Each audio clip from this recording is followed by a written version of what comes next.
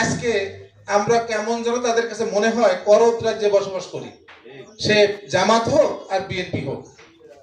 আমি বিনয়ের সাথে নেতৃবৃন্দ আছেন বলতে চাই, আপনাদেরকে আমাদের যখন প্রয়োজন হবে আমরা আপনাদেরকে সসম্মানে দাওয়াত দেব, আমাদেরকে সহযোগিতা করবেন। কিন্তু বিষ্ণুপুর, মূলঘর, শেখরা আপনাদেরকে শাসন করতে হবে, এ চিন্তা বাদ দিতে হবে ব্রেন থেকে, হবে না? কারণ আমি বিশ্বাস করি দুইবার মরবো না, মরবো একবার। অন্যায়ের প্রতিবাদ করে যদি মরতে পারি, আল্লাহর কাছে বলতে পারবো যে না, আমি অন্যায়ের প্রতিবাদ করে এসেছি। আপনাদেরকে কাছে চাই, আপনাদের সহযোগিতা চাই। কিন্তু কোনো কিছু হওয়ার সঙ্গে সঙ্গে ওপর থেকে এবার 3 সেকেন্ড ছোড়া, একটা দুটো পিস্তল নিয়ে একেবারে অবলীলায় পৌঁছে দেওয়া, আমি আপনাদের সহযোগিতা চাই, এইটা আপনারা করেন না।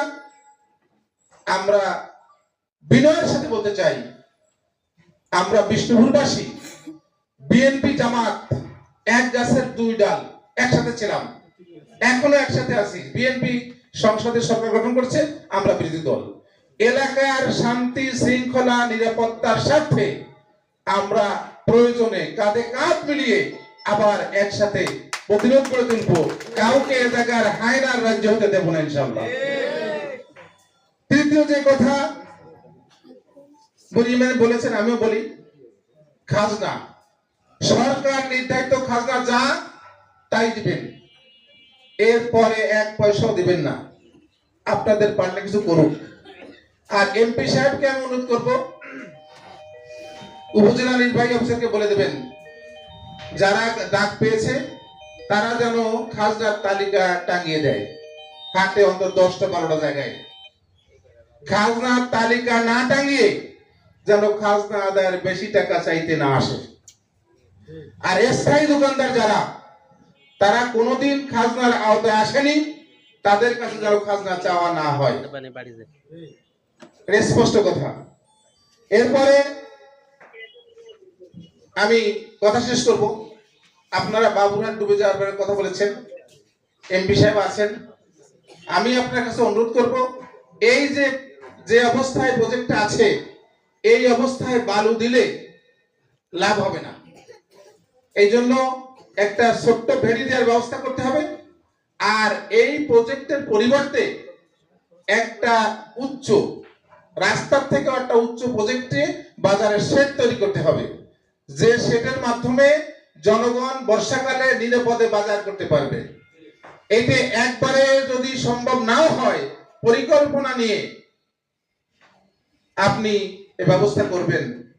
বাবুরহাটবাসীর পক্ষ থেকে আপনাকে আমি বিনীতভাবে অনুরোধ করছি। এই অনুরোধের আরো একটা কারণ আছে, এবার এই অঞ্চলের মানুষ জানে যে জাতীয় নির্বাচনে আমি এলাকায় ভূমিকা রাখতে পারিনি, কারণ আপনার নির্বাচনে আমি সদস্য সচিব ছিলাম। এই সদস্য সচিব থাকার কারণে এই এলাকার মানুষের দাবি দাবা আপনার কাছে একটু বেশি। এই বেশি দাবি দেওয়ার কারণে বিষ্ণুপুরকে আপনার একটু বেশি দিতে হবে, এই বিষয়টা একটু আপনি মাথায় রাখবেন। সবশেষে আমি বাবুরহাটের ব্যবসায়ী এবং স্থানীয় নেতৃবৃন্দকে সাথে নিয়ে, বিএনপি যারা আছেন বন্ধু আমাদের, তাদেরকে সাথে নিয়ে একবার প্রশাসনের কাছে বসতে চাই। বসে আমাদের মেসেজগুলো ক্লিয়ার করে দিয়ে আমরা প্রতিরোধ গড়ে তুলতে চাই। কারণ 2-4টা লোক প্রশাসনের কান ভাঙায়, তারা বলে আমরা কোনো দোষী না। আর এই ভালো লোকগুলো ওই জায়গায় যায় না, বিদায় মনে করে তো ওইগুলোই খারাপ। এই জন্য ভালো লোকগুলো প্রশাসনের কাছে যাওয়ার দরকার আছে।